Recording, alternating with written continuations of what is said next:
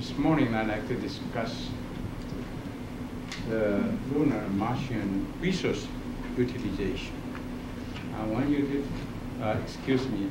I hurt my toe last week. If I put my shoe on, that pressure makes me so uncomfortable. So I'm going to wear one shoe during the presentation. We're going to start our presentation with lunar resource utilization, and tomorrow cover Martian resource utilization. As we all know, the astronaut had landed on the moon 6 times. So Apollo 11 to 17, different location, but all show very similar lunar material. Rock, sand, vigorous.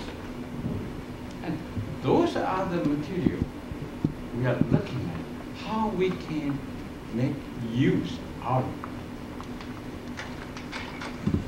it. Now you look at the chemical composition of the material. Apollo 11, 12, 14, their chemical composition as shown SiO2 and so forth down. In the process of making concrete, we need cement. What makes cement is most important item is calcium oxide. Look at that Apollo 11 sample, 100A4, the CaO had 12.5%. 12, 11%, and 14. 15, 16, 17, look, the CaO is ranging in that area. Apollo 16 had the highest calcium oxide content, that's nearly 18%. That in the highland area.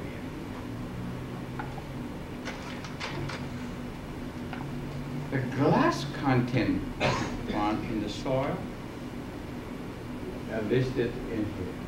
Of course, based on the sample number, it could be different from the surface and the depth under the surface.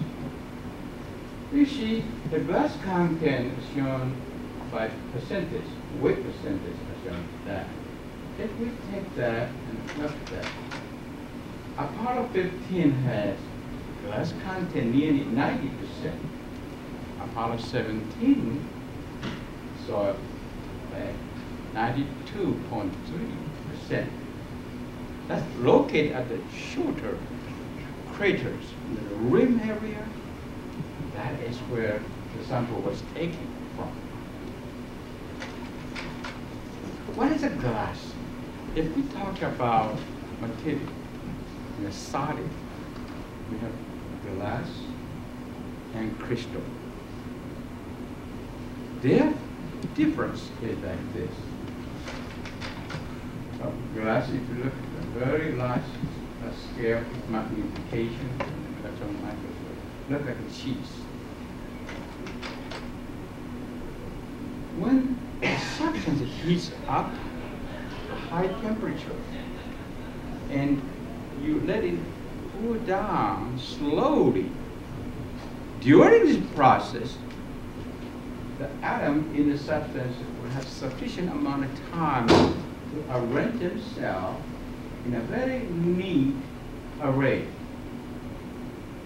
Those materials are very stable, and that's low, very, very low. So crystal. Suppose we have that molten substance, very hot in temperature, and quench very rapidly.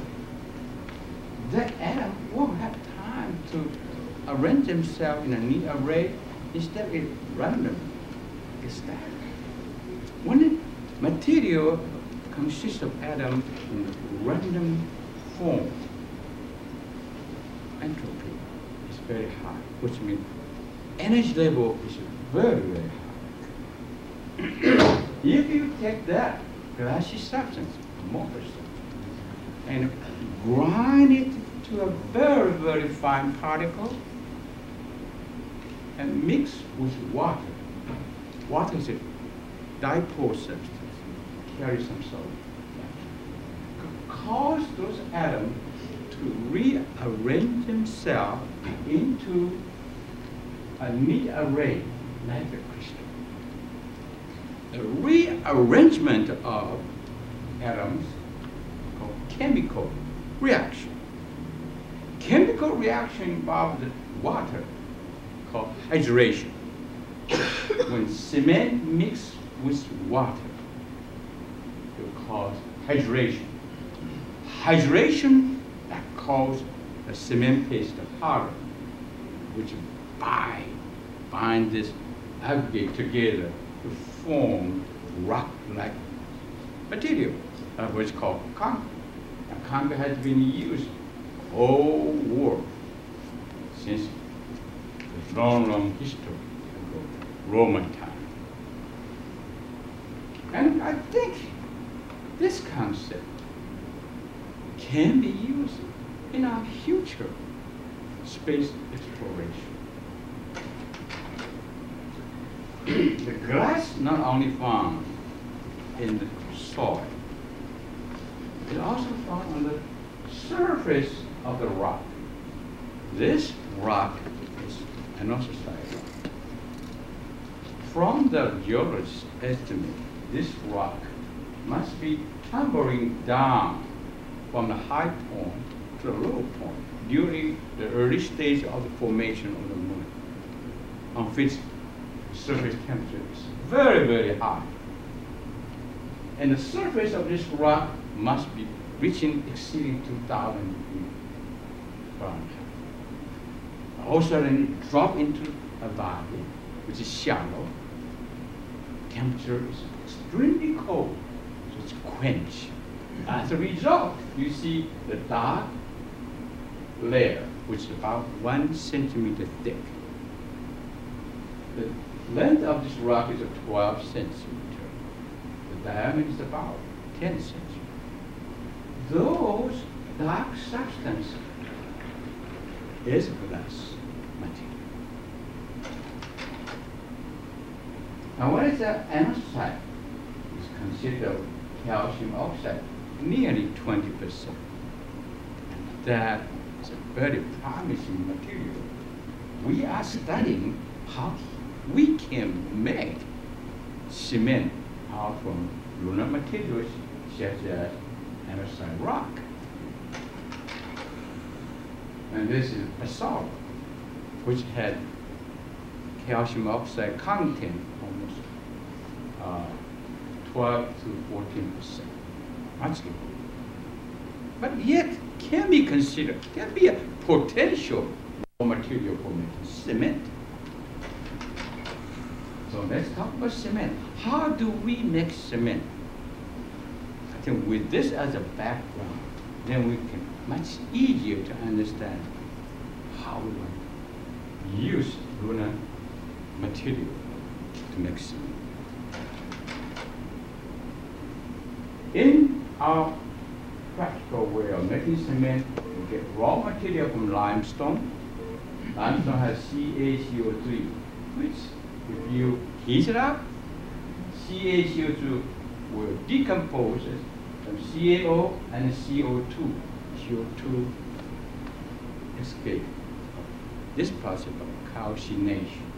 The clay, you have SiO2, Al2O3, and iron ore, E2O3. That is to lower the liquefied temperature. Now, with that, we can see what in the plant. This is very, very common. Kiln, which rotate as the heat. Yes. Does the iron oxide usually come from the clay, or do you have to add it as I think from the iron, the ore. You have to use actual iron ore, like I think it was taken from the quarry. Usually quarry, they consider certain number, percentage of iron oxide. If it's not enough, they might adjust. Okay, so it's basically, it's from the everything is from It's from the port, it's from, crush, it's yes. from the it's in the clay, it's not Right. like you have to buy iron ore. I from, don't like, think that Minnesota or problem. something. Usually, if they can, they just take it because they analyze and see what kind of chemical composition, and then they can adjust. You don't need Fe2O3 to high percent. It's very low percent. Okay, let's look. The kiln is with a slanted position. The raw material coming from the high end, and as the kiln rotates, it's traveling down. The lower end is the flames coming in. So upper end, the temperature is lower. Lower end, temperature is higher. So see that upper end, the dehydration, it drive off the water. Then the sector is calcination. That's CaCO3 decomposes. CaO and CO2. Then clinkerization. Clinkerization means CaO, SiO2, Al2O3 are fused together. Once they're fused together, then they come out at the end, low end. They're subject to cooling, quench, and that's what you make the clinker. Take the clinker and grind it, make a very fine powder. That's the cement. That's what cement is. You practically make the cement is from the dirt, or that's to make a powder. Now, typical Portland cement consists of calcium oxide, 64%. High aluminum cement, calcium oxide, 36%. In Japan, they will make this lower calcium silicate cement with only 32% of calcium oxide. See, we are thinking of the less calcium oxide content we can make cement out of it. It's easier for us to use lunar material to make cement. Now, we got one project and study how to make cement using lunar material. Simulate. This is NASA's SBIR project. We use simulate andesite. We bought it from California. This was found in California. Also, this one is basalt. We bought from New Jersey. Take those material, we crush it and grind it separate. We don't mix together, separate. As we know that andesite has calcium oxide content nearly 20%. This basalt is about 12%. After we grind like a powder and make a pellet out, I put the pellet in the crucible, and the whole thing then put in the high temperature furnace, and it heat at 1450 degrees Celsius. At that time, the whole thing liquid. Very, very hot. Then took that out and drop into the bucket of water. You know, the water was very cold. Drop it. I purposely used my hand trying to see how hot was the temperature. I immediately had to draw my hand back because it's so hot. The heat release is so fast. Amazing. So this is what you call clinker. Take this clinker and then grind it. Grinding process to fine powder of the 4,000 brand, and then mix with water, the cement mixed with paste, and then cube, and then subject to compression test, and this is the result. Andesite, which when in the process of making, we did add some lime, CaO pure. So try to simulate the Portland cement. It develops strength at 28 days of curing, about 5,500 psi. What stress, sir? What stress? 5,500? Yes, 55 strength, compression strength. 55, that's very strong. Usually concrete on the sidewalk is about 3,000 psi. 5,000 is for design of structure or column, which is the most important structural element in the building. It's 5,000. So that is exceed 5,000 code requirement. Then the cement made with the basalt, we didn't add nothing. And didn't hydrate at all. Then I put the whole paste in a steam chamber and heat up 100 degrees Celsius. And of course the steam, that be 100% relative humidity for 24 hours. It hardened. And the strength is 7,100 psi. It is stronger than the previous. So it's a very encouraging.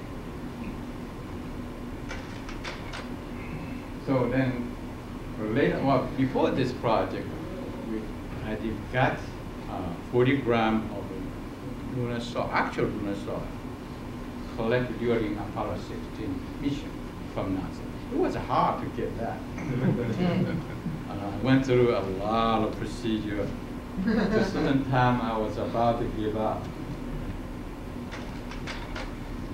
Well, what is that? I tried to study the suitability of lunar soil for making concrete.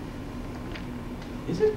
No, in the engineering field, theory people could understand, but not by theory only. You want by the real fact, test result. So we just said, well, let's see. We know theoretically that should be a good material, but who knows without testing?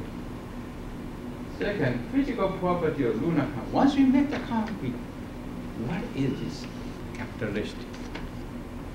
Third, feasibility of using concrete for lunar-based construction.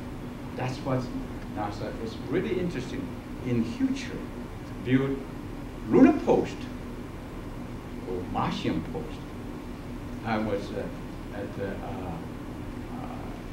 planetary construction workshop. Maybe someone of you was there, right? And I present this to. I think in the future there will be something at the construct on the surface of the planet. I told you, this is NASA official. That's a 40 gram of lunar soil. Put it in the steel container. He brought all the way from Houston to Skokie. And once we receive that, we have to have a guard it 24 hours a day, every day. In the beginning, construction technology laboratory was very happy because it got a lot of publicity. But check how much a security budget for taking care of this. They asked me, finish as fast as you can, then ship it back. And what it looked like? An actual lunar soil. In fact, I'm not lying anything. Look at a mixture of pepper and salt.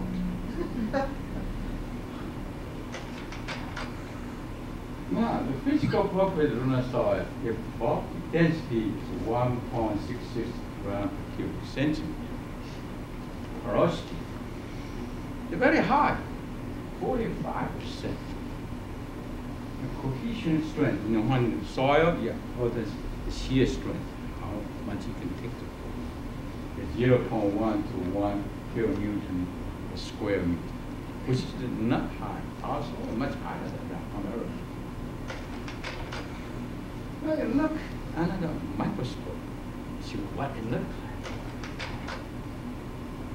This white particle basically consists of 99% of partial class.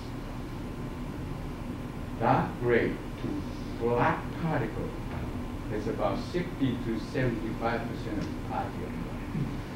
Then glassy clear particle that particle class and feldspar slide. That's almost like a crystal. Now, if you take that particle and look under the electron microscope, and of course I was not able to do this. Somebody in the art department did this for me. When I looked at, I was a little bit worried. You know, in our concrete practice, in a gravel concrete aggregate, you have dust on surface, you make a very poor concrete. And this seemed to me the dust on the particle. Before I make the concrete, this concrete, when a concrete will be poor in strength. So I took this and washed with alcohol. See if I can wash away. So increase the surface. When I look again, exactly the same as that. I was happy because that dust was huge to get on the surface of the particle. When the substance dust falling down on the particle, temperature was still hot. So it's easy to use together. As you use together, it functions as a key, lock. So when you put the cement paste on the surface, those lock in. So I use cement, sand, that's really lunar soil, and the water. That's a proportion. And mix. You know, when you mix with concrete mixer so big, I think 40 grams, I couldn't afford to lose anything. I use this little figure, very careful. Every bit, or even a little particle, I have to be very careful in viewing. I make 1 cube, a 1 inch cube. Only one, nothing more. And NASA said, you're not allowed to fail. So that specimen is subject to compression test. And this vertical was LVDT to measure the longitudinal deformation, the diagonals that measure the lateral deformation. When a cube subject to compression, it tends to expand to measure the lateral. As I told you, it's only one single test specimen. Succeed or fail or against on this test. And when I conduct this test, it was NASA had that space shuttle explosion, and I was told, TD, we don't need any more bad reputation from NASA. But that put test pressure on me too. That cube was subject to compression test. That guy standing there was subject to tension test. And this is what the major result. Stress strain curve. Vertical is strength, and horizontal is strain. The solid line is the cube made with lunar material. The dashed line is simulated. I select rhyolite, which is very close to lunar material, which I received the best quality I can get. And that's the behavior of those people. Put that in number. the compressor strength tube made with aluminum material exceed 10,000 psi.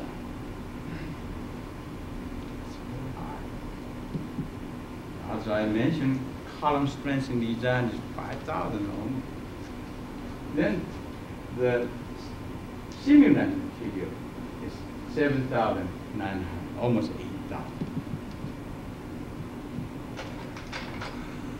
Now I squash and I make, after I make 1 cube, I make 3 chewing gum size slab. You know, the thickness is 3 millimeter. And the length is 84 millimeter. The width is 10 millimeter. And after 1 day of curing, I was very carefully demolding. When 1 piece broke, it broke my heart too. And that the slab specimen is subject to structural test to break it. The way you put it, like this support, and that's, you see the specimen there, and 2 form loading to determine the structural strength. That's important. And this is structural tensile strength. 8.3 megapascal, simulant 8.6. That's really, really high. And we also put that one of the specimen in this quartz tube. It heats up. As it heats up, it tends to expand. So we measure the expansion in relation to temperature change, through which we could measure the thermal expansion coefficient. The material made with aluminum, the specimen made with aluminum material is 5.2 of that 10 to minus 6 centimeter. And then the earth material is 6.3. See, the less expansion coefficient will be better construction material. If you have large expansion due to temperature change, the building could crack. Now, aluminum material, to kind of summarize, we can use basalt, feldspar, glass to make cement, and those I prefer to take the material from Highland. When I made this slide was a few years ago. At that time, normally talk about this water on the moon. So we have to make water, and now we don't. Let's forget about water making process. Because comet, which collided with the moon, comet is basically the ice. And that chunk of ice is not embedded in the South Pole area. Am I correct? South Pole area. And I was told by one of these splash of the dirt so high, and when it's falling, coming back down and cover the ice. Some areas 220 meters thick. And in a dark area where sun never shines, so the ice stayed there for billions of years. So a lot of people are now trying to think, can we get that ice? I say, go ahead and get it. I buy from you. I don't know where I kept the money, but. And that's your concrete. If we have a cement, we have aggregate, lots of them are free. If I have water, then I can make concrete. Once I have a concrete, I can make concrete structural element. And then design concrete structure. This is large structure. It's big enough to assemble a rocket inside. And then the rocket can then take it out, launch from the lunar surface to other planets. That's a concept.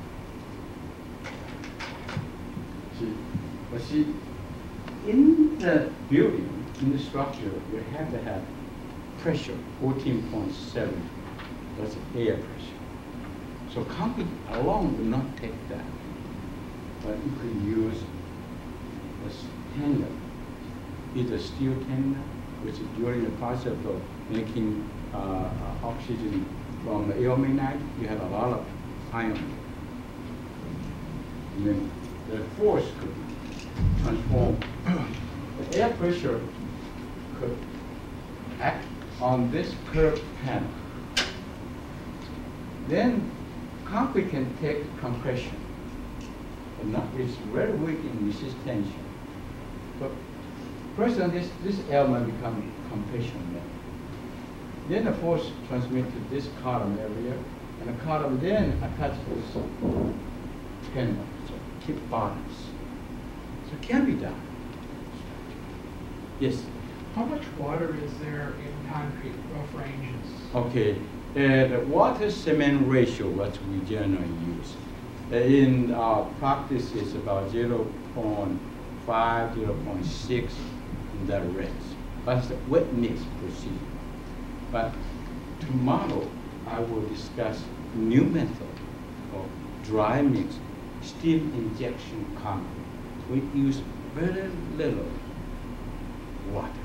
100 pounds of concrete, we need only 5 pounds of water. We'll discuss that tomorrow. So you can cast elements such as this, tape, and then put on the surface. You can make a highway for transportation on the moon.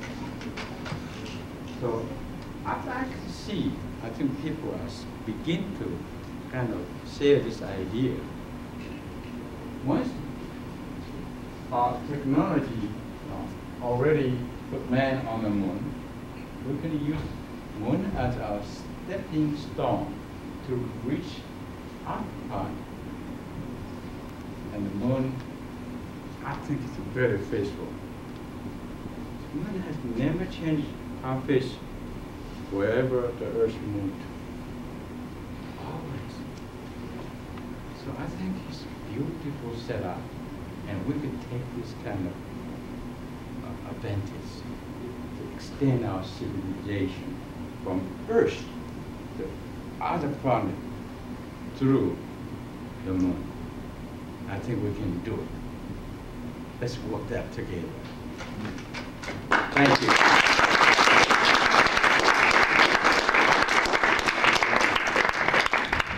Very good. Then Using some of that CO2 gas that you drive off during the calcination process, Yes. you re-inject into your steam process to inject into the concrete. I've been reading that that makes a stronger concrete under some circumstances. See, concrete itself, if it's exposed to CO2, I'm talking about hardened concrete. That may have some negative effect on the concrete structure. Because in the cement paste, there is calcium hydroxide. Calcium hydroxide plus CO2, you form CaCO3 plus H2O. That could cause deterioration. Yes. Okay. Have you done any work with doing concrete signatures with say lunar ceramics as reinforcements? Because that does work with lunar ceramics and composites of lunar ceramics. I think we've been more aware that we're concrete introduced in every concrete. Well, concrete is meant with a hydration process. You can't use water to cause the hydration. But if And you ceramic, volume, on the other hand, you don't use water. You just by heat. Heat it up, melt it, come back down, solidify. That's different. but I mean, Have you done much work with using a composite of concrete and ceramic, like using Yes. reinforcing rods? That's tomorrow I'll discuss. Okay. I use demolished brick. I'll discuss that. We're just using just bulk rock from the lunar megalith. Not earth material, not Yeah. terrestrial material. Oh yeah, but I mean that'd be another thing you could use as filler just to That's reduce correct. the That's correct. So concrete consists of 80% of carbon. And so far on Earth, we cannot use brick because the binding strength is very weak. But using dry mix, steam injection, unbelievable. We're wondering, have you put much thought into the process while it's curing, preventing outgassing of the water into the urine? Oh, okay. Routine water loss. In the concrete, there are two kinds of water. One is free water. The other is chemically bounded water that tie together through the hydration. That chemically bounded water will not evaporate due to exposure to the factors. But free water, yes.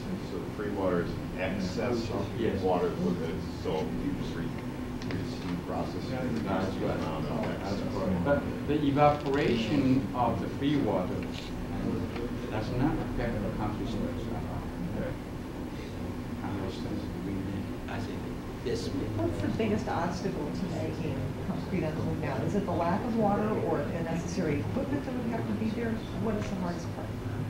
I would say the technology available today, when we make concrete, we have to make cement. I mean, cement requires high temperature facility. So the solar power, University of Chicago, they already developed very good solar power technology that can be used for making cement.